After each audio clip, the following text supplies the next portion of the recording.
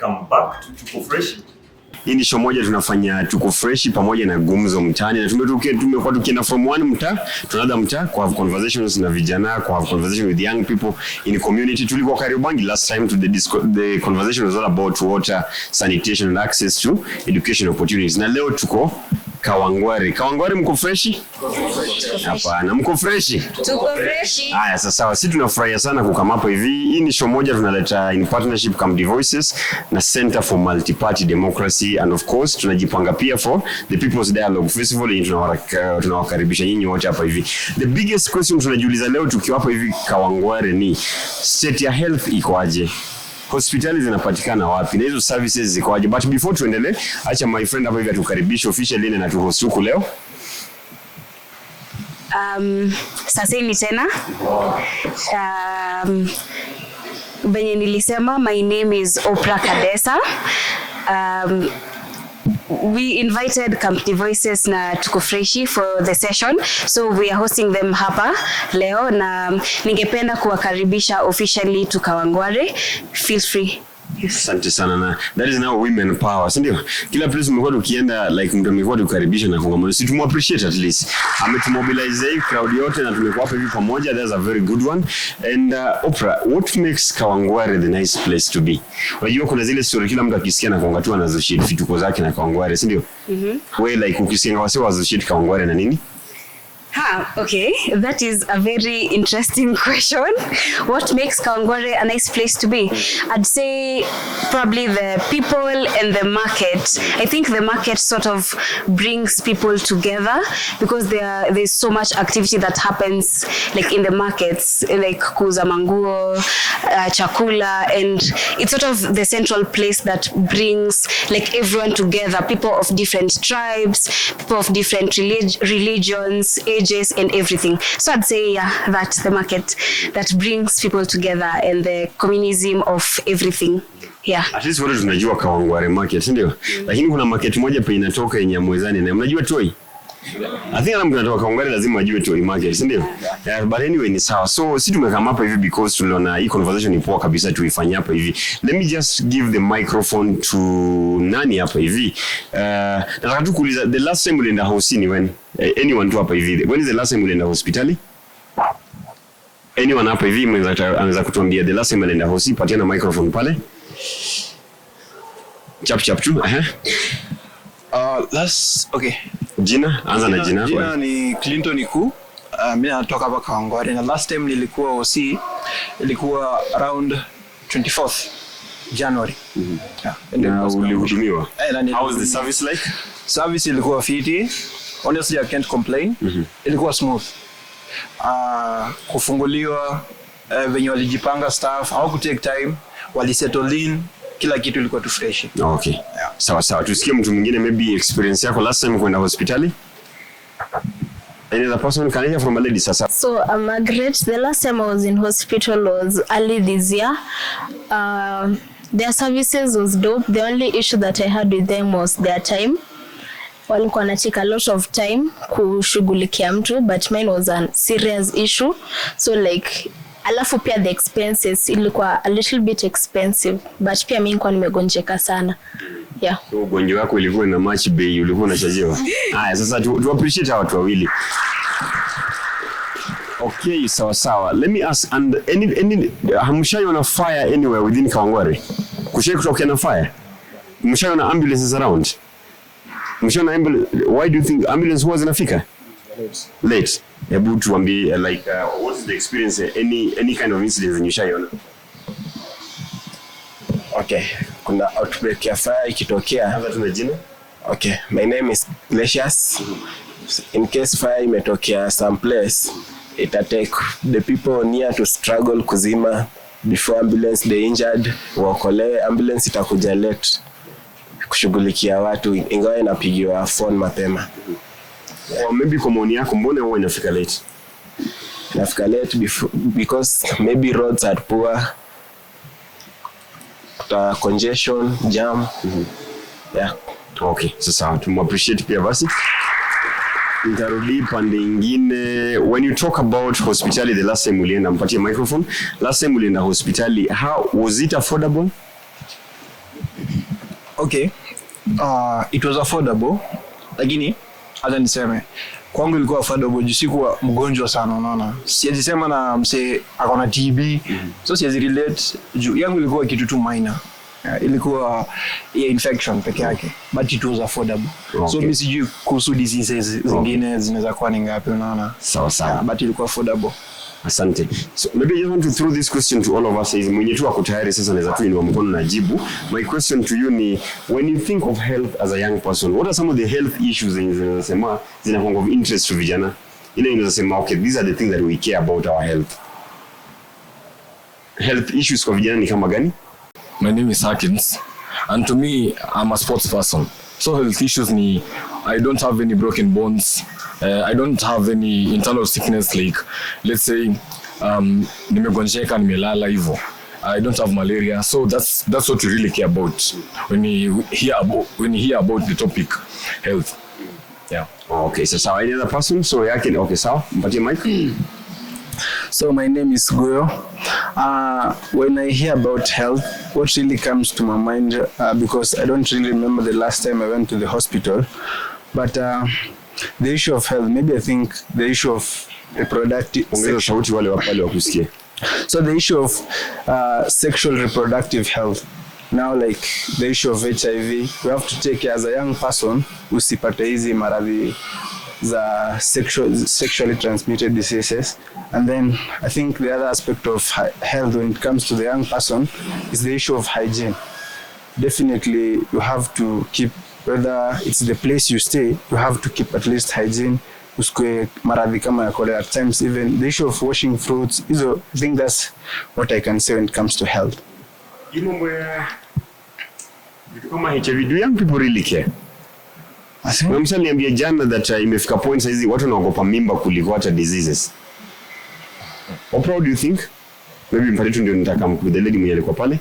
I'd say yes, saizi like people fear pregnancy more than HIV, but it's still there. Na bado kuna like some people who care about it. Na pia kuna like measures zenye zinakuwa taken. Though I feel pia kuna venye people are like generally ignorant, because like we have vitu kama protection, kama the condoms that are given like for free. I think people okay, not in a bad way, but I think like most people are just ignorant about it. So to say they care about it, but not really consciously, like they're not really like present in the moment to care about it, but yes, subconsciously they do. Condoms are free zinapeanwa wapi siku hizi? In schools, in hospitals na public places. So far zenye nimeona. At least sasa tunajua penye zinaweza patikana, si ndio? Amara kwa public, I think kwa public toilets in town pia ukienda unazipata pahali, si ndio? Yeah. But watu wataki hizo condoms za free. Unajua kuna hizi stories zinaanza wao sijui zinakuanga na nini, si ndio? Okay, because pia kuna like a lot of myths concerning the free condoms and all. Alafu pia I'd say tusifocus peke yake on like the sexual part of reproductive health. It is huge because kitu kama menstruation, that's part of sexual reproductive health. Yes, na pia kuna like all these rights and everything zenye I'd say sisi pia tunafaa, as much as hakuna like so many people wenye wana advocate for this topic, pia sisi tunafaa to go out of our way to like do our research and to like just be in the know. Yes. Okay, so she had something to say. I like for mkono hapo before. Okay, so my name is Valen. Regarding the issue of people fearing pregnancy than the diseases, pregnancy, I can say it's because, number one, you'll fear mtu anasema mama yangu or my parent atasema nini kuhusu, and number two is because of the cost of living. Squeezy pampers zimepanda. It's not easy. And regarding the diseases, I think it's because nowadays, according to what we've been taught, a case like for example HIV, mtu unaona when one has HIV, you can live for more than even 30 years. So like you better have that HIV than have a baby and unashindwa to take care of the baby. So like it's better not to have that burden on another human being and then rather have it on yourself. Au tunamuelewa hiyo angwa anakaa nayo, si ndio? Yana zile angwa ya ukiangalia burden ya heri hata ukae yani na ugonjwa fulani, lakini si burden ya kuraise mtoto, because anasema the cost of living saizi. Na kumweleza sisi tunafanya hapo hivi before. Saizi the imagination wanafaa kununua sabuni, diapers na nini. It's just strange. Mpatie microphone pale. Oh, hi everyone. Hi. My name is Catherine Tumba. So to me it's not all about ugonjwa, but not everybody is talking about our mental health. Like apart from ugonjwa and everything, we have our mental health. Like people are not okay. People are just behaving to be okay, so that the world around you won't like judge you, and every decision that everybody takes, they're taking so that they won't be judged negatively, because nobody is ready to take that negative judgment in. So to me, it's not all about ugonjwa and everything. We also have our mental health, which we should also take care of it. Yeah, thank you. I appreciate this. There's another hand somewhere hapa. There's ama ni pande nyingine? Yeah, this gentleman. Okay, so I just wanted to add something. Hiyo issues hiyo nyuma. Ongeza sauti ya watu wakusikie. Okay, sorry.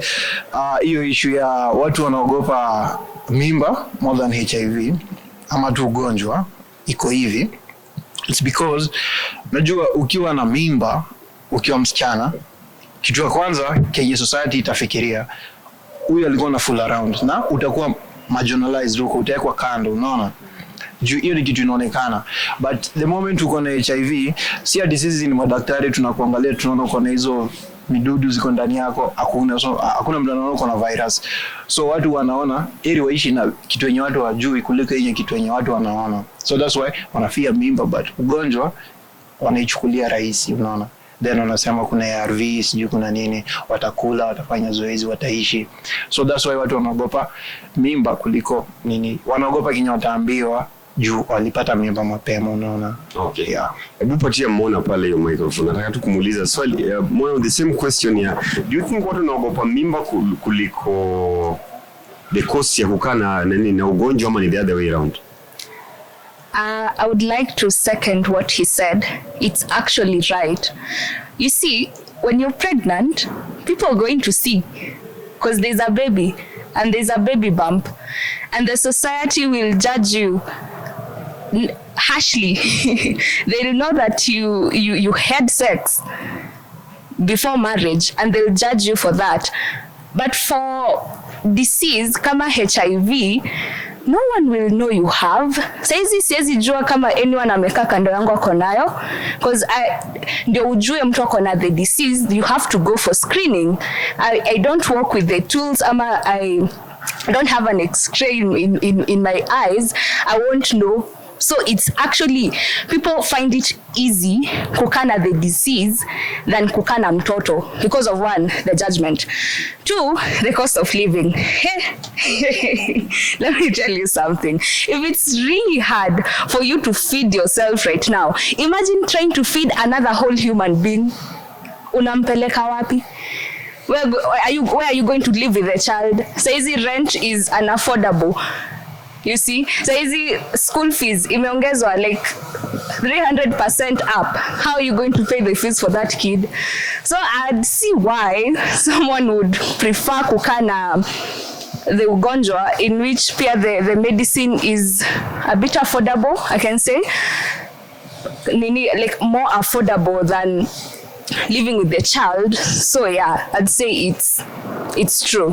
Watu wanaogopa pregnancy more than the ugonjwa.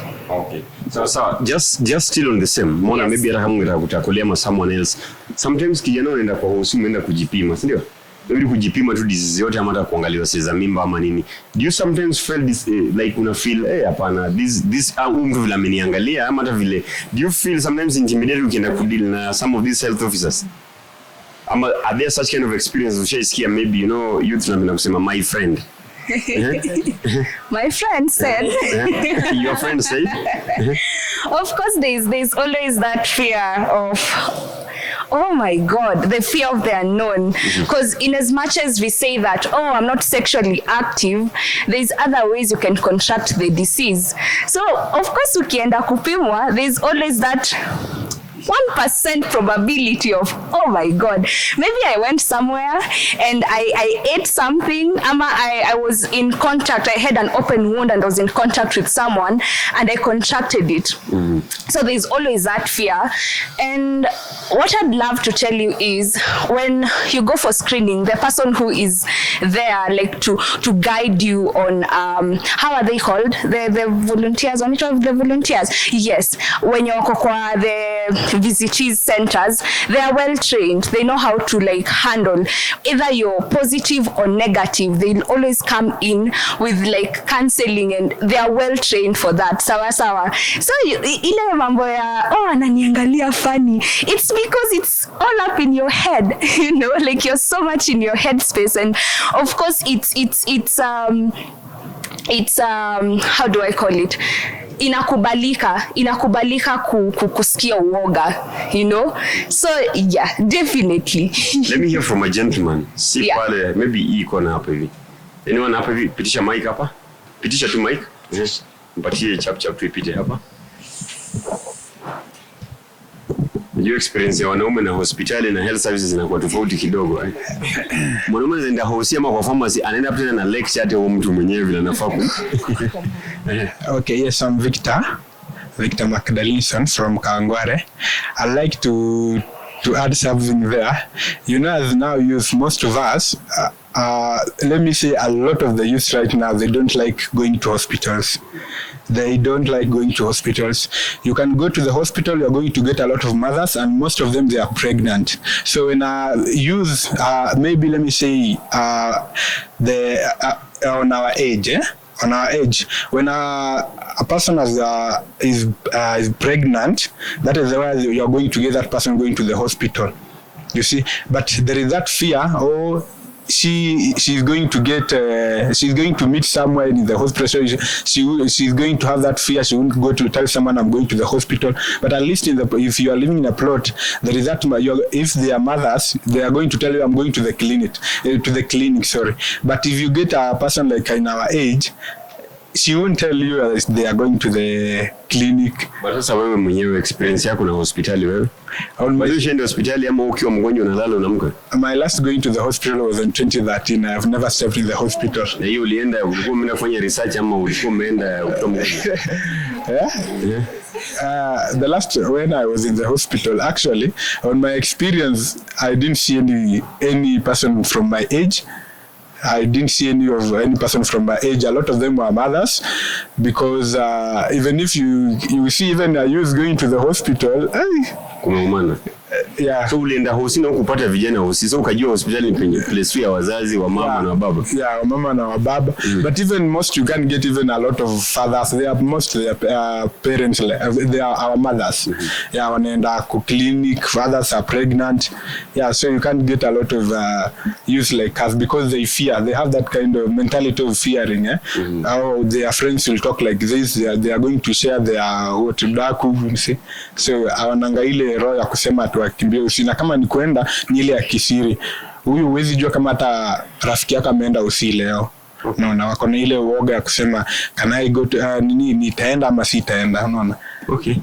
Tusikie another experience of a gentleman kwanza before I come back to the ladies. Experience hospitali? Anyone hapa kwa ikona? Pitisha mic pale mwisho. I'm Handsome Flanwell. So on the issue that you're talking about when you're going to test for maybe AIDS, and then unapata daktari anakuangalia na macho fulani, mostly in the villages unapata hao watu wengi wanakujua, they even know your family, your relatives, everything about you. So ukienda kupima huko report before kupata results zako, yeah, so unaenda kucall kwani, so ukienda kupima hata aujui, you just going to confirm, you know, utaka tukujua hali yako, but they are like they already judging, wanasema labda mtoto wa fulani yako nayo na tulimkataza kutembea na fulani, so those kind of things. So inakuwa ngumu, especially hata mimi nikiwa nyumbani, I've never gone for testing, kwa sababu utaanza kusikia mambo Okay. Sasa let me bring back us to something that tulikuja hapa hivi kufanya. Ndio. Nani ashaenda in a public hospital or public health center? Public health center.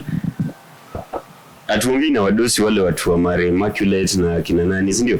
Public health center. How's the experience? Ushekwa hizi na watu stories ama unaweza tibiwa then uambiwe sasa kuchukua dawa ende utafute dawa kwa pharmacy fulani. Nani shisikia story kama hebu tupatie tu experience tu. Kwani sisi wote ni victims ama nyinyi sisi ndio tuko na hizo pharmacies? So Margaret, I'm going to, should I tell the name of the hospital? I mean these are public health facilities. Okay, yeah. I'll talk of Mbagathi. I've never been to Mbagathi. Shikilia hapo. Wangapi wameenda Mbagathi? Wakaona vituko pale vizuri. Wangapi wameenda huko? It is a public health facility, we have a right kuongelea, So like the first thing they tell you ni unafai kubaika staff, kakadi. Si kakadi, kana kaka booklet hako. Man, unaenda hapo unapata line imeanzia kule. Now for you to get there, I think you have to nilikuwa naona wasi wanatoka nyuma wanaenda wanapea hiyo staff, and I think they used to do something under the water.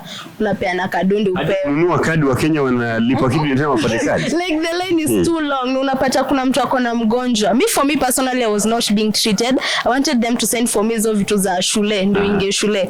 So like wananiambia vitu mingi hapo, nikatoka alafu tena nikaenda kwa daktari mwenye anafai kunisainia. It's another whole line. Like me, I feel kama ni public hospital, unless you have something you give the doctor ama the person who is passing there ndio aingia kwa daktari ndio utakubalishwa kuingia.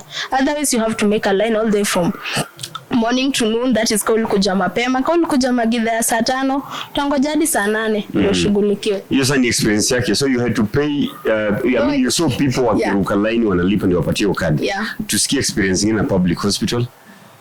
Pale kwa kona ndio turudi hapa karibu. My name is Joseph Kimandi. Actually sikumbuki jina ya hospitali, but I remember I was in Form 1 and tukaenda na my parent, nilikuwa na shida. So wakadiagnose wakasema shida ni hii na shida ni hii. So wakamwambia juu sasa sisi hatuna dawa, and kwa hizo shelves kulikuwa na dawa. Wakasema kwa sababu sisi hatuna dawa, tutakuandikia dawa kuna pharmacy fulani mahali fulani. You go and buy them there. Ulijiuliza unajuaje hiyo pharmacy penye iko na hizo dawa? Na unajua hizo dawa ziko? Of course ni hao. Like so like unapata mse mwenye anakuambia ndio buy dawa mahali fulani. Hizi dawa zenye unaenda kubai zimeandikwa GOK. So ni za government of Kenya. So obvious hizi dawa zimechukuliwa, zilikuwa zinafaa kupatiwa na bure, but yeye amechukua kaweka kwa pharmacy yake. So hiyo ni tuseme ni kama scheme yake, anatengeneza tu do nayo. Okay. Yeah. Sawa. Tusikie kulikuwa na mkono hapa kwa kona ndio nirudi side ya left. Hapa pitisha tu mic chap. Hello guys. Naitwa Cedric Limo. So my experience ni there's a time I had a friend alipata accident along Ngong Road. So the guy alikuwa damaged akili kidogo. So tulihave kumpeleka kwanza Hussein kwa karibu ndio afanywe at least first aid ndio tujue. So tukampeleka Hussein, by then wakatu refer kwa doc fulani hapo hivyo Kenyatta. So kumpeleka alikuwa so unconscious by the way, hata kwa na like anaongea alikuwa tu amenyamaza kabisa. So the doc like alituliza do you have what it takes like could treat you mse. Tukamwambia what does it take, we just save the life then tutajua like even kama ni payment baadaye. So I'll have quit alisema. So if you can't talk well like as in they wanted at least something tumpatie at least proceed na kumtibu. So the guy alilala like leo then kesho hakutitiwa bado the whole day. Alikuwa tu amelala pale kwa bed vinya alifanywa tu first aid from the previous. So tulihave kwenda huko jioni usiku only to find that the guy alikuwa ameshakufa. So like Kenya nasema bado this public like health facilities bado wanataka that cash venye tu yamesema like lazima uchuneka kitu ndio utritiwe haraka. So like haziko that reliable kwa msako chini. Yeah. Unajua kitu moja na tupe ni wakumbushe unaona this conversation that tuna have hapa hivi, these are the same conversations that we have at the People's Dialogue Festival. Na pia tunataka tu invite pia mkam so that we keep on having this conversation pale, si ndio? When these leaders ama the government wajue that these are the experiences that Wakenya wanapitia, maybe wanaanza kufeel vile tuna feel. There was a hand this other side. Sawa, give it to the gentleman, alafu tukuje to the lady hapa.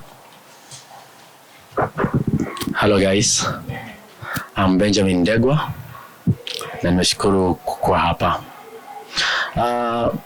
Kitu cha kwanza ambacho nilikuwa nataka kuongelea ni kuhusu fear of ladies kwenda hospitali kupimwa, like anapata ako na mimba.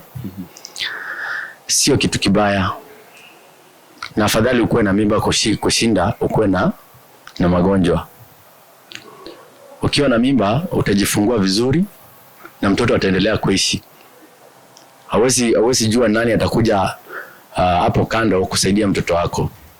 Lakini once umepata ukimwi, hatuwezi vichana, umepata ukimwi, mentally utakuwa destroyed, because uko na ile mentality ya nimepatikana nayo, sasa nitafanya nini? Na ukiangalia background yako hamna kitu, hata hiyo affordable ya kununua hiyo nini, pesa ya kununua hiyo affordable ARVs hauna. Kuna wakati nilikuwa nyumbani huko na kulikuwa na mgonjwa alikuwa mentally destroyed, na ukiwa mentally destroyed kila kitu chako kwa mwili itaanza kushuka na watu wataanza kukutoroka. Hata huyo ndugu yako, hata huyo dada yako, rafiki yako hautaimuona. Kitu cha pili, ukienda kwa public hospitals, mimi mwenyewe nimekuwa huko 2016, nakwambia chenye niliona haikunifurahisha kabisa. Mpaka hata chupa ya kucollect samples unanunua 20 bob. Kitabu imeandikwa ya government. Public hospital was that? Tullet Health Center. Tullet Health Center. Iko upande ya Kitale.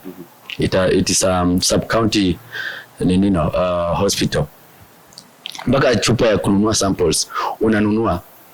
Dawa wanakuambia enda kwa chemist fulani utapata hapo dawa. Ukifika hapo ni yule daktari anakuzia hizo dawa. Alafu pia time unajikuta mgonjwa, hata ule mgonjwa mwenye yako next kwa wewe anakufanya wewe unapona. Ama hujawahi pitia kitu kama hiyo? Mgonjwa mwenye yako next kwa wewe anakufanya wewe unapona, ni dawa tosha. Kwa sababu ile hali yenye anapitia na time yenye amepewa ni kidogo sana. Like mimi naenda lunch, tungoje hapo. Mgonjwa ako na mtoto, ako na fever ya juu, angoje mpaka saa 8. Mwende mmalize kula lunch, mrudi. Na bado mkimaliza hivyo kuna wagonjwa walikuwa mbele ya huyo mtoto. So unakuta ina demoralize, inaangusha huyo mama, inamvunja moyo. Mtoto alikufa hapo na hapo. Mimi nikiangalia na macho yangu. Sisi kuchukua hatua ati kumpeleka kwa another facility. Mtoto alikuwa shaenda. Sasa time kwa hizi public hospital inauma sana. Sawa. Thanks. I feel at least to appreciate some energy kidogo. Sawa. There was a hand hapa, tupatiane microphone hapa kando, then itarudipo. Hi, I'm Coletta Dego. There was a time I was sick, then nikaenda Riruta Hospital hapa Kawangware. Then I had to buy a booklet. Bila hiyo book siwezi hudumiwa. Japo ndio daktari anafaa andike kenye namwambia ama how I feel ama medication ataniandikia. So I went, nikabuy book, nikaenda nikapanga laini kwanza. Unapanga laini kwanza ndio uandikiwe namba kwenye utafuata the next person, ndo uingie kwa consultation room. Ukifika pia kwa consultation room kuna laini, you have to wait. Ukiingia then unahudumiwa, then if you have to go for a test unaambiwa hakuna, they don't do any tests. Unaambiwa you go to outside, you do the test, then you bring the results back. So I had to go out, nilipe hapo kwa laboratory hapo nje nifanyiwe test, then nirudi. Kurudi laini tena iko refu. I had to wait hadi 4 na nilifika huko asubuhi. Kungoja wakasema wameenda lunch. kurudi wakahudumia watu, tumepanga laini. Ikafika 4 wakasema sahi time yao imeisha, wakakaa wakaanza kuona news. Ndio mwenye alikuwa hapo akatuhurumia tu, akajitulikuwa wachache, akasema tu acha amalizie hao na wengine watangoja. Then the next time nikaenda kupeleka hizo nini za shule nisainiwe, nikaambiwa they don't do that. So huyo mwenye alikuwa hapo, mwenye anaandikanga namba kwa kitabu, akaniambia labda ani connect na mtu mwingine, daktari mwingine wa nje, ndio anisainie hizo vitu. So akanipea namba, I called that woman, akaniambia I have to pay like almost 600 ndio anisainie na niweke stamp. Yeah. Okay, these are very interesting experiences, ndio. Next person to sikia same experiences, but maybe swali nataka tu sasa hizi niulize kwa anyone mwenye na watch and anyone who is also interested in this matter. When did we start buying these cards and these books za hospitali, and when did you also start buying that small bottle ya kuweka sample? Ndio. Because I think that should be really worrying us right now. Umena pale kama mgonjwa, maybe unataka urine sample or something, unaambiwa tena ununue hiyo chupa, unahitaji kununua ile kitabu, kupewa kwa ile tu stamp ya hosi 600 shillings. These are the questions that lazima tuanze kujiuliza, tulifikaje hapo? How did the system break tukafika hiyo point? Aendelee. What I wanted to say, like I wanted to add up on what my friend here said. So when you're going to the public hospital, there's too much procedures, too many procedures before we get to the main doctor. Like I think that's the main issue. Unapata kingine nafasi juu ende consultation, nafaa uende sijui wapi, uende upange line gani. Ukishafikiri umefikia daktari unaambiwa kuna kitu uliruka. So unapata you have to go like unapata before tokeo si umefanya pi nyingine kali sana pale ndani before ufikie saa daktari. Ama saa zingine ukishafikia daktari anakutuma tena kwingine kwenye huko enda. Unaona? So unapata kuna vitu kama procedures zingine kama 7 ndio ufikie saa kutibiwa. Na sasa kwa mgonjwa critical, hizo procedure atafanywa na nani kama wako peke yake, unaona? Yeah, so that's also an issue in our public hospitals. Okay. Sawa. To answer your question about kununua hizo vitabu, okay, I haven't had any experience ya kununua hizo bottles za kupimwa, but I've had experience ya kununua kitabu, and I think it has been there for forever, like because the first time I went ilikuwa nikiwa primary and it was still there. Yeah, nani like uko 2013 2012 uko. So I think it has been there forever. Yeah. Sawa, kulikuwa na mkono ilikuwa pale kando. Sawa. And even now as we get to the lady pale nataka pia niwaulize, how accessible are the hospitals in your area nyinyi kama watu wa Kawangware? Is it a place being unasema usiku ukiugua utatoka tu security wise the road, unaweza tu call Uber usiku na ikami ku drop, okay, kwa wenye utumia Uber watu wanatumia Ndudi? Is it a place unaweza tu access chap hivyo? Okay, hi again. Hi. Okay, so to answer your question about paying for the bottles and stuff, I think currently everybody is just thinking about money. Like everybody is money oriented. Mentally, say I'm ready even to sell my shoes, bora unipatie tu pesa. So maybe that is the thing. That's what is happening currently. And also to add on to my friend's him. So I also think it is better to be pregnant. I'm not saying you go and become pregnant than become HIV positive. Because the moment you are HIV positive, it's gonna fuck up your mental health. And you have to work with that alone. Everywhere you're going, you're on yourself. Until you get maybe into therapy, but also that therapy, you have to go into therapy first by yourself before you go to the second party therapy. So to me, I think like we should just just take care of your mental health. If you know that pregnancy is going to like fuck up everything, don't get pregnant. And you know the right thing, after all. You know, if I go to do this and this is what will happen. Why do it? Why do it if you know if you like have unprotected sex, you're going to get pregnant, you're going to get maybe HIV diseases? Why are you doing it? Well, question, unajua generation yetu nzuri watu filter, hakuna hata filters ndio. Ni kuchapa tu vitu on the haya sasa. I have a few things to say. One, I think a lot of it goes back to like the poverty cycle, because there've definitely been cases where we've had that, you know, sometimes it's even the parents. Mzazi ndio ametuma msichana to go out and like be a sex worker so that they're able to get money.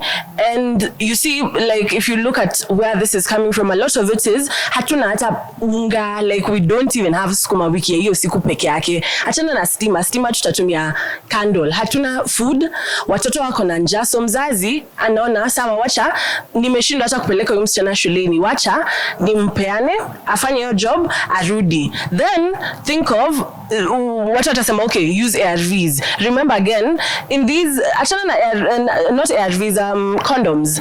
In these very public facilities there are no condoms. So then that goes back to provision of goods and services by the government, because it's the citizens' rights to get access to SRHR, or it's an SRHR right. It's an SRHR to access commodities such as condoms. They should be available in every public facility. Those commodities are not there. Higher, you go get pregnant, you go to the health facilities. First, you have to pay to get treatment. Then there's that stigmatization. Na sasa nakwambia, oh, wewe kazi yako ni kupanua miguu, ndio maana umepata mimba. If you don't get teen pregnancy, you may get HIV/AIDS, HIV or AIDS. Just ukishikilia hapo, there was a time kulikuwa na hii kesi ya when young girls wakienda kudeliver wanapigwa hadi kwa hospitali. Umesikia hizo story? Yeah. Ni ile vita serious, set ni jokes, nurses wanachapa, na we even have evidence of it kama zinafanyika some of these public facilities, ndio? Yeah. So then say you get HIV or AIDS, there's no ARVs in the hospitals. The other thing is, sisi hapa ni vijana. If we're talking about stigmatization, and I don't even think we should be having a conversation of is teen pregnancies better than HIV or AIDS. We shouldn't have to pick or. I'm not saying go get AIDS, go get unwanted pregnancies, but then where are the facilities to support this? CSE, comprehensive sexual education.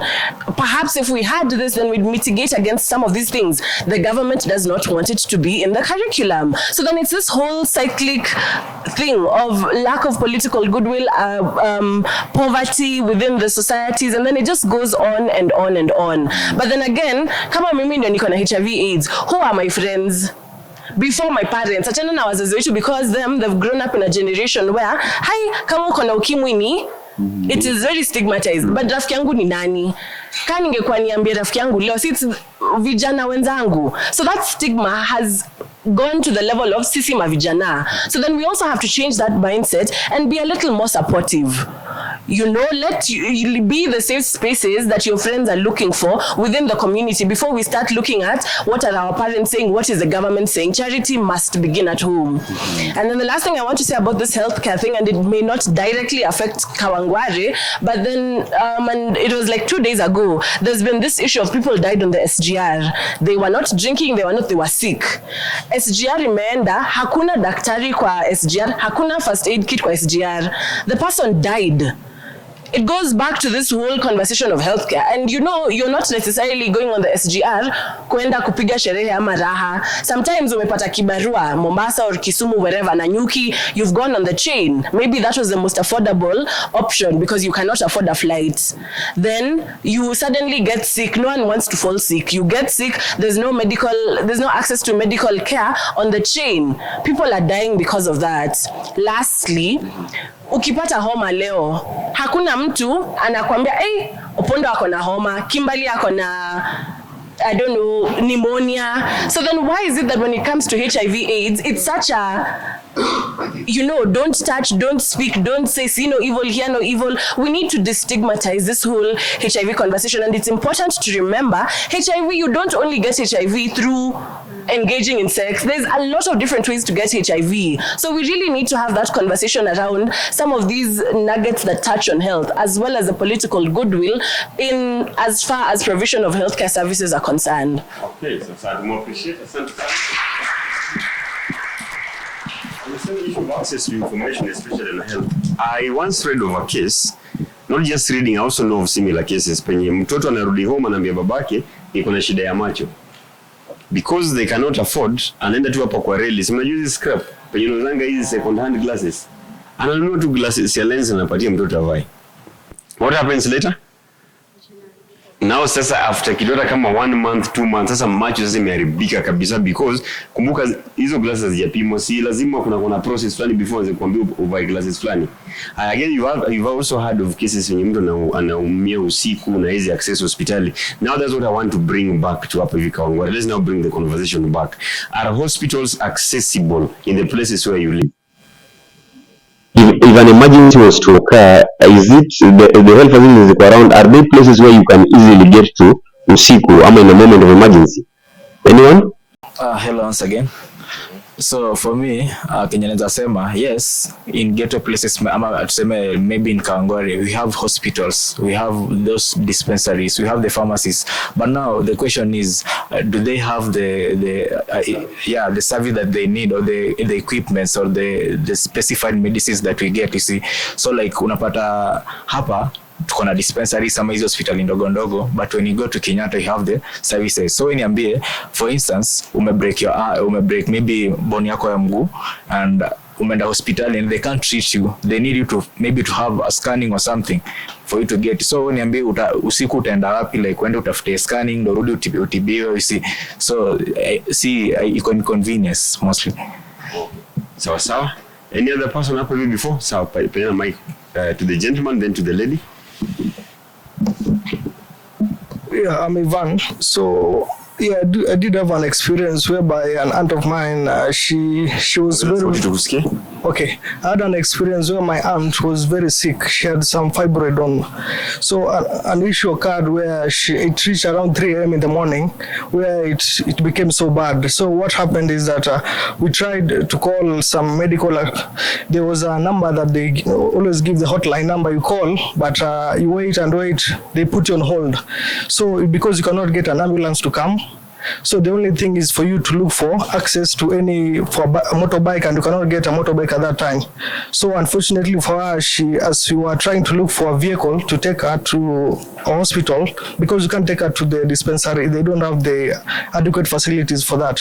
So unfortunately she died.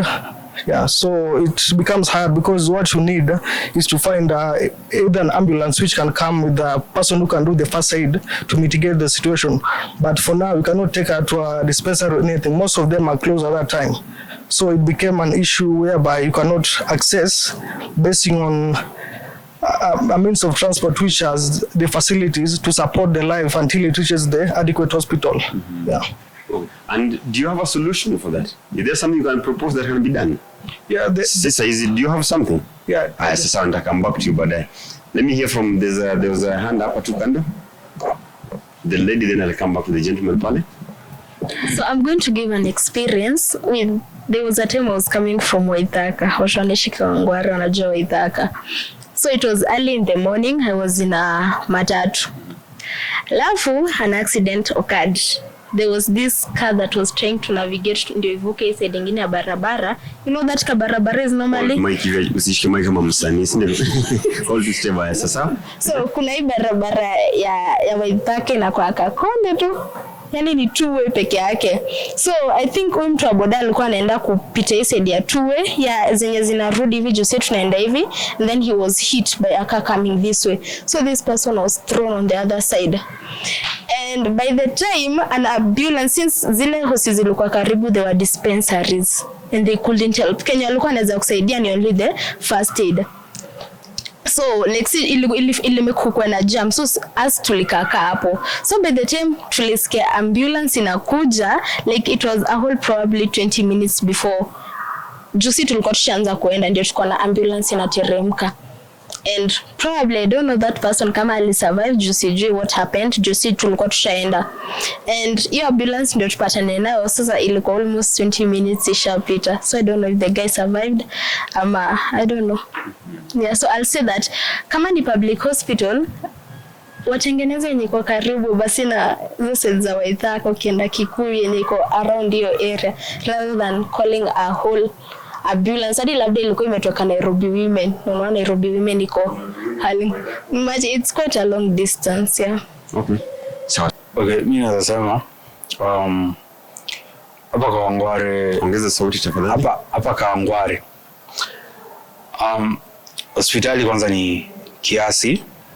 So si tuko na Riruta peke yake ama kuna public hospital nyingine? Hakuna, ni Riruta.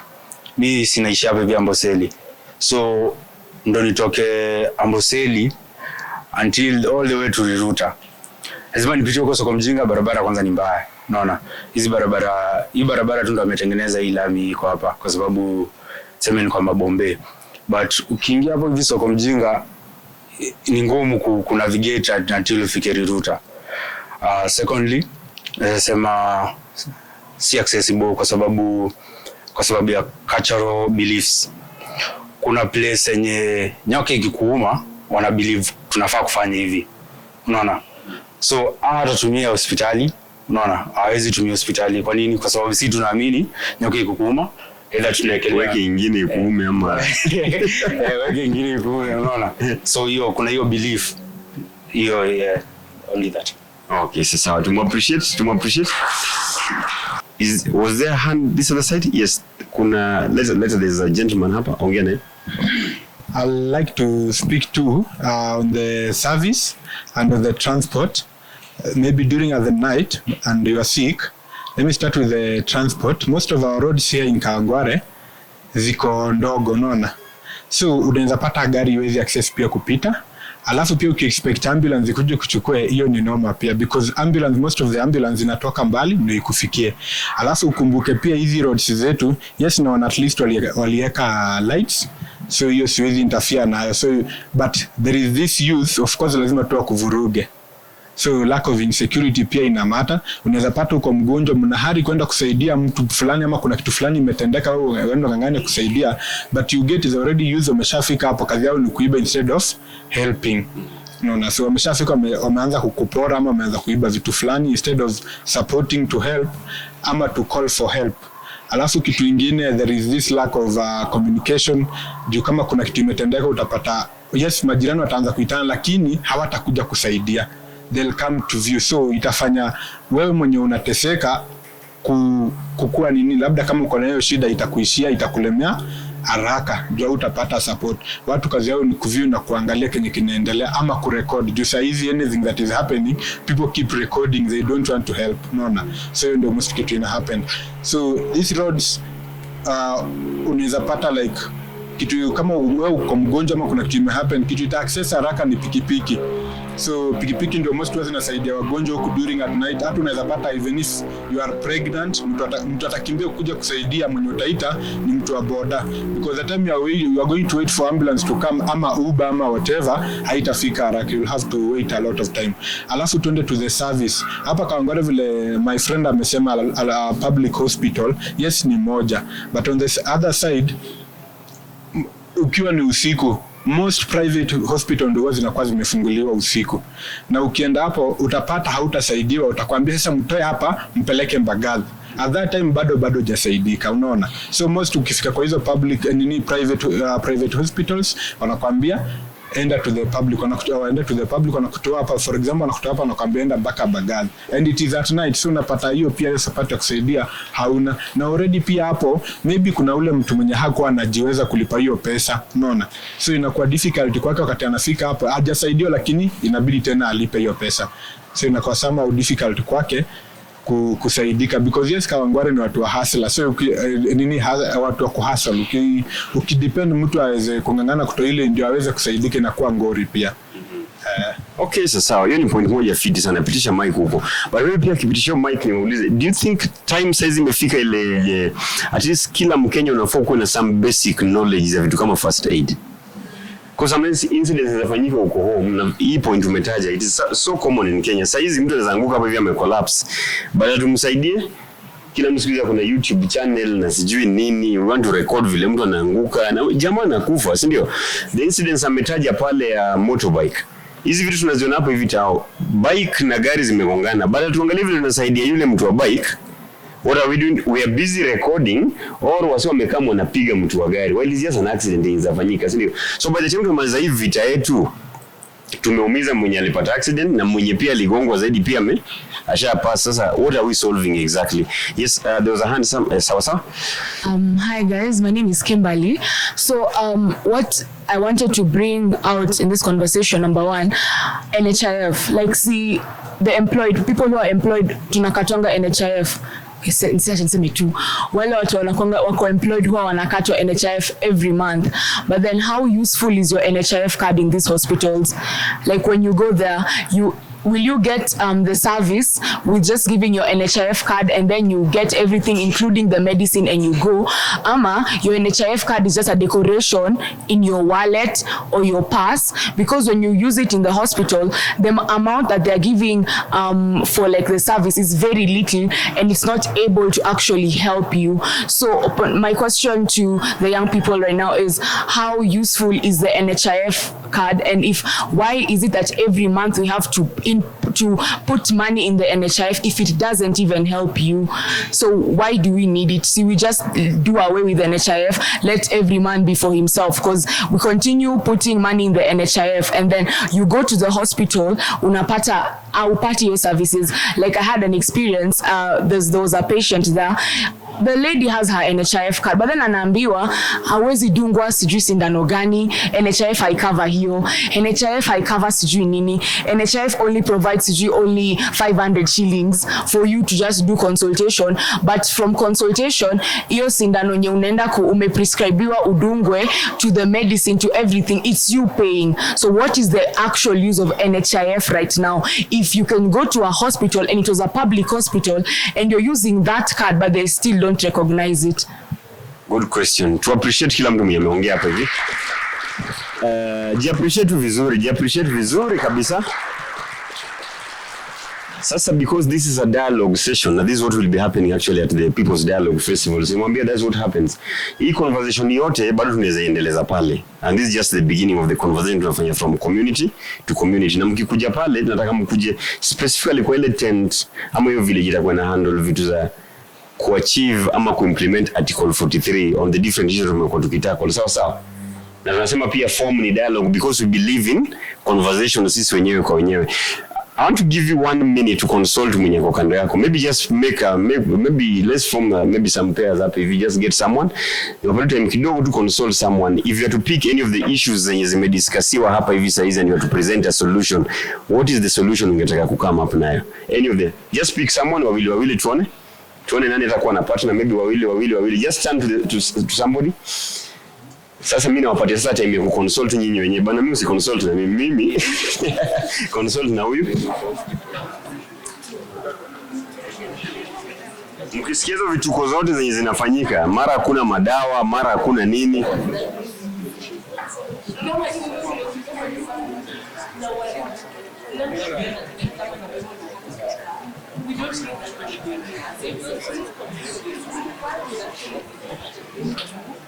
Hapa kuna consultation.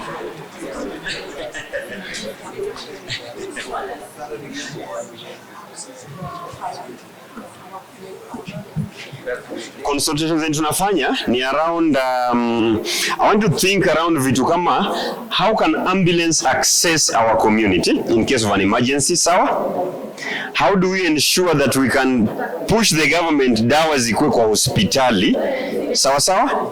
Hapo mnanipata? Dawa zikuwe kwa hospitali. How do we pass the necessary information that every Kenyan needs to know about diseases, about kutibiwa, about kupimwa, about stigmatization? Think around hizo vitu kama hizo. Think around vitu kama emergencies zikitokea. Tunataka kusikia ideas zimetokea fiti, tusikie ni akina nani wanatoa na zile idea kali. Are you ready with the solutions? Tumechoka na complaints. Now it's time to present something. Unajua tukiongea hapa hivi lazima pia mjichallenge, mjiambie kesho wewe ndio utakuwa MCS, ndio? Kesho ndio utakuwa MP, kesho wewe ndio daktari tunaongelea, kesho wewe ndio mwalimu tunaongelea. What is it that you are going to do different on these issues that tunaongelea? Pick one issue of your choice. Let's present the possible solutions. Na tusiwapresentie solution, tujipresentie solution zetu. Are we ready? Are we ready? Ni mnakaa sasa, yani mnakaa mmeona points mingi sana. So nani naongea on behalf of team yenyu watu watatu? Nyinyi kwa watatu ama watano? You are 3, nyinyi ni wawili hivi. Haya, sasa nyinyi mmekuwa ngapi? Mko watatu, nyinyi wawili. You know, really hivyo. Sasa hii kona kuna kelele sana, ni kama kuna solutions kubwa kubwa.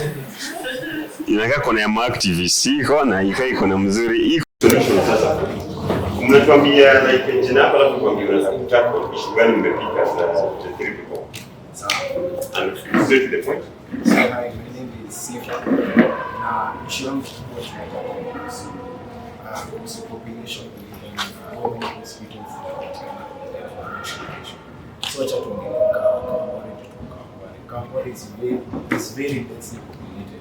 Unaweza nimependa pale hospitali kubwa pekee. So if kama place iko densely populated, hospitali zinafaa. Na there's no way kuna place haiko densely populated unapata huko hospitali ni nyingi. Like mimi naweza sema place kama elite sana hapo kuna huko hospitali zinakuwa karibu na sana.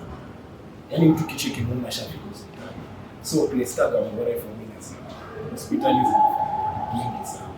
Okay, na hizo hospitali ziko so accessible but hata kama mtu anaumia instead of ndudi kunafaa kuna ambulances karibu sana.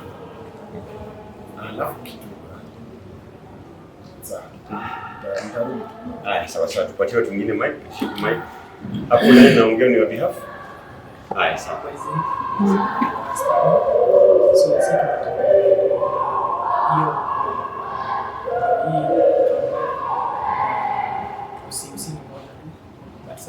dispensary chemist so tumefikiria kama inaweza na but a qualified dispensary inaweza tibu alafu tena ukienda orders wanakwambia kupima kujua kupima so unakwambia kuna facilities kani wanashika mkono siwezi fanya next so kitu anaweza fanya ni as in kwa facilities kwa hizi dispensaries and then tena medics waongezwe na kuongezwa dispensary. Sawa sawa, na tumwappreciate pia. Straight to the point. Benjamin again. Issue yenye sisi tumeongelea ni kuhusu ambulance. Kila hospitali ya serikali inastahili kuwa na at least one ambulance.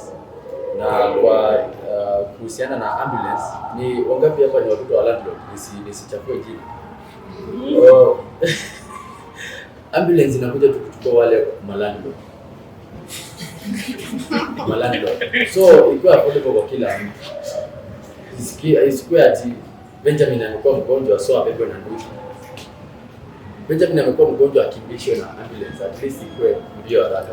You can imagine mwanamke akiwa na mimba. Na hiyo pain, unaona? Amebebwa na pikipiki. Anajifungulia juu ya pikipiki hao. Alafu like kila hospitali kuna na one ambulance. Na isibebe mahindi, ibebe watu. Because hata kwetu huko kulikuwa na nyingine inafanya tu biashara tofauti tu. Inabeba mpaka mahindi kutoka kwa shamba. Mimi natamani kuja kwenye because tunafanyia vitu zina happen vibaya sana. Mahindi inabebwa kwa ambulance. Inabebwa kwa ambulance itatoka kwa shamba. Kanisa ndani. Okay. Alafu mambo na time. Time hapo. Pia huyu alizongelea mambo na time. Hiyo mambo na time. At least manze au health workers wakuwe considerate. Si hata kama ni saa ya kuenda break, si ati wanaachanisha patient hapo. Na daktari aliwalk out kama patient amelala kwa kitanda. Ati ndio hiyo makes sense. Na pia kuingia wanafaa wakuwe active, wakuwe punctual hivi. Si ati wakuwe punctual. Jina day fulani nimeenda hapo tu niliruka. Napata hata gate itafunguliwa. Mimi nilikuwa kwanza na mwingine amekaa. So wakuwe punctual. Sawa. Your group next, representative one nani? So as we tackled the issue on the doctors taking their sweet time, hizo mambo za pharmacies, and we looked at one major problem. How well are these doctors being paid in public hospitals? Honestly, studying medicine is very expensive. Kwanza right now, when they removed subsidies in universities, imagine paying almost 700k per semester for 6 good years, and then you go and start working and you're earning peanuts. Hata wewe hautafungua dispensary. No, let's just be honest. You work in that public hospital, hautafungua dispensary. It all goes back to the political degree. How do they want the best for us? Because honestly, studying medicine is like kuweka cross on your back because it will haunt you. Why is it that unapata in these government hospitals, most of these doctors are very old and they don't want to retire? Why? Because saizi ndo hata ameanza kuona a decent salary. We had an issue where in Nakuru County, interns were protesting and plus doctors because they are not being paid well. Doctor analipwa payment inafaa kulipwa intern. No, interns are getting reimbursements, unaona, like they are not on paying. But then doctor analipwa pesa inafaa kwa inalipwa interns. Why? Why is that happening in the public hospitals? And they have money to actually renovate State House, because State House ina renovatiwanga kila wiki. And they have money to go to Pakistan, to go to where, to look for jobs for us. We don't need those jobs out there. Let them first look at how they are paying us here, so that we are going to be able to give the services. Because even me personally, I'll speak on a personal level. Even me, I've spent money. 7 years my parents have paid school fees for me, and then I go work in a public hospital. The money I'm getting, I cannot even afford a decent home. I will open that dispensary and I will send it to my dispensary to buy grams. Okay, sawa. Baada tulikuwa group ama ilikuwa group moja yote? Haya, sawa. Kisha mic hapa kini group moja. Nini?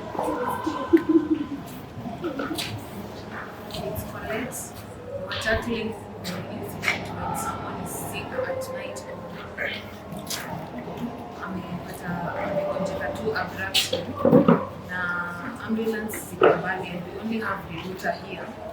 So the router should have an ambulance, either 1 or 2, and very accessible. Mtu akipiga simu stop recording. Anashika haraka. Lighting yake is bad. Roads kutengenezwa vizuri na the government, pia ambulance iko accessible to people ndani. Okay, sawa tusikie hapo. As a survivor, zima kwenye madawa katika hospitali. Serikali inafanya kufanya remediation hizi pharmacy na chemistry wanafunguliwa madawa zinauzwa huko zinafaa kuwa regulated so that usipate dawa zinaandikwa GOK zinauzwa kwa chemistry ya health hospitali hakuna dawa. That will minimize dawa kupotea hapo. Okay, sawa. Tusikie huko. Sisi tulisettle na accessibility. I won't talk about roads. We've been crying for better roads since time immemorial. Nitaongelea about structure, because I feel like Kawangware mostly kuna landlords fulani wana very bad structures while constructing. Unapata amejenga like it's a whole community, but like the roads are inaccessible. Like literally a car cannot pass across hiyo njia. So kukue na structure, I don't know like nani ako in charge of kupeana structure while constructing, but kukue na structure in that kukiwa na any car inaweza kuja like straight into your gate. Another ilikuwa localize hospitals, like these big hospitals kama Kenyatta, Mbagathi, why can't they be like in each and every, okay, I don't want to use the word community, in each and every area, like kukwena a Kenyatta in Kawangware, kukwena a Kenyatta in Madare, and like places kama hizo, ndio watu wa huko wapate services zao kwao. Like they don't have to like use 2 cars kuenda kupata services. Yes. Right, to appreciate your group. Second last group. Okay, for us, this is really but trying to say so like for us, tunasema if my patient ameingia kwa accident, like there's no need for me to take my patient all through those processes. Kama diagnosis na ndani atapeleka mtu yeyote. Mambo ya bills unaanza kupeleka mwenye amegongwa issues za TB, so utaipa nini? Let the nurses deal with the family. Like that is issues zinakuanga majukumu unadi kwa most of how they do their in hospitals. Come to on a serious issue like accident, wa huku kwetu wanapeleka kwa emergency unit. But kama amediagnosia mpeleke mtu theater. Mambo ya bills kuja tudile baadaye. Sawa. Good one, to appreciate. Is that one group or many of you? Sawa. For us, we talked about the human relation aspect when it comes to nurses towards the patient, especially in maternity sector. So we discussed that some of the things that should be done is that one is to incentivize them so that when it is better to appreciate somebody when they does something good, so that it will motivate them to become a better person. Because most of them, they become that because of their situation. They are not paid enough. Their situation, their working condition is bad. So if you improve their working condition and you incentivize them for their good work, they will improve their human relation. Number two, it is sensitizing, because when they are in school, they should also include the part of their taught how to relate to other human beings and how to talk to them. And number three is a bit radical, but there's an element of punishing those ones that perform badly and treat other people in a bad manner. So more appreciate it. Okay, for a group who talks about English is so, like the matter that she has talked about, you find that so you find that in most hospitals, mostly local hospitals back home, you find that there are maybe it's a big hospital, but you find that it has only one doctor. So akienda pale inabidi au wengine wamebaki wagonjwa wamebaki hawana mtu wa kushughulikia. Ilhali doctors wengi sasa wanaenda ng'ambo na ama wengine wako washasoma lakini hawalipi. So if the government could employ more doctors washughulikie patients, then hatungekuwa hatakuwa na hizo kesi za wagonjwa na kufia kwa lines and all that. At least itasaidia kuwe na hiyo services nzuri kwa hospitali. Maybe my friend here can talk about CPS. Kuna kitu inaitwa niongelea inaitwa cultural belief. Like pia sisi tunaweza fanya tupate hizi services. Hawezi niambia ni gavana imefungua hospitali mahali fulani, then mtu akifanikiwa na kitu sisi tunaenda hata kwa mganga. Afya hata kupeleka kwa mganga. So like tubadilishe hizi beliefs, especially ocha hivyo ndio inakuanga like mtu akiwa na shida inabidi consult kitu kama mganga, like kitu kama hizo. So then kuna kitu kingine inaitwa bureaucratic hurdles. This is whereby unapata kuna processes mingi, so inakuwa ni complex. At least wazipunguze, like wenye huyu demo amesema the same thing, like kama mtu ameumia mguu usianze kumwambia tuangalie bili yako kwanza alafu utatibiwa. That's it. Alright, so we appreciate this one. Mwenye mtandao kupatia impact ameelewa nini amelemewa na nini ama ameelewa zaidi. Muuliza ameelewa nini. But it has been a good session from with all of you. Sio wale wenye mkoa tafadhali wasimame tu. Simame stress kidogo kumaliza. That's our solution for that. Siku imeisha, session imeisha. Let me just say a very big thank you to all of you for creating time at least to have this conversation. Like I'm happy with Kawangware now, where was that conversation again? But in the long run, a very nice conversation around the health, accessibility, friendliness of the health services and the health centers themselves, and also affordability. But apart from that, kuna issues more sana zinatokea. Yesu kuna raise, kuna day fulani kuna wanajamii kuna nasema ama mambo ya waganga na waombaji uingizwe kwa health system ya Kenya. Because kuna Wakenya mtu anakunywa sumu anakimbia kwa mganga. Ndio. Ama mtu anaumwa tu kidogo anasema muombaji fulani na anafanya. Ni kuchunguza tu vizuri, sisi tukatai maombi. So watu wengine wenyewe pia Wakenya pia tunapenda kujijaribu sana. So I like the direction nasema that pia sisi kama wananchi lazima pia sisi tuanze kuwajibika. Right? Na kuna ile point hiyo jamaa anataja hapo hivi. Some cases zinataka attention zetu kama sisi wananchi wenyewe. So as much as you want to say government this, government that, OC imejengwa. Laini tunaenda kupanga. Baada ya mtu apange laini na anafaa kupanga, nini natenga jamu kwa laini most of the time. wale wakora kiasi wenye wanabelieve hawafai kufuata vile watu wengine wanafanya, those who feel special. Ama mtu umekuja leo unataka ndio usabiwe wa kwanza, so as a result uende unalipa. Mimi nakulipa si ni binadamu, hajalipwa salary atakataa hiyo pesa. So even as we talk about this, lazima tujiulize sisi, what is our role on that, and that's what actually the people's dialogue is all about. Do you promise me mtakam? Yes. Mtakam? 6th of March to 9th of March, iko pale Nairobi University. Please come. Let's meet our leaders and have these conversations now. Let's talk about all these issues.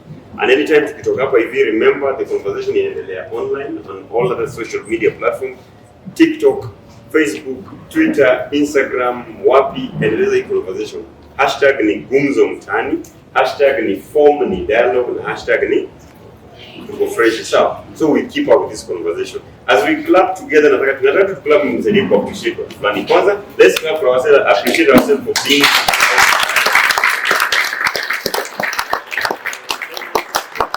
Center for Multi-Party Democracy Kenya. To appreciate.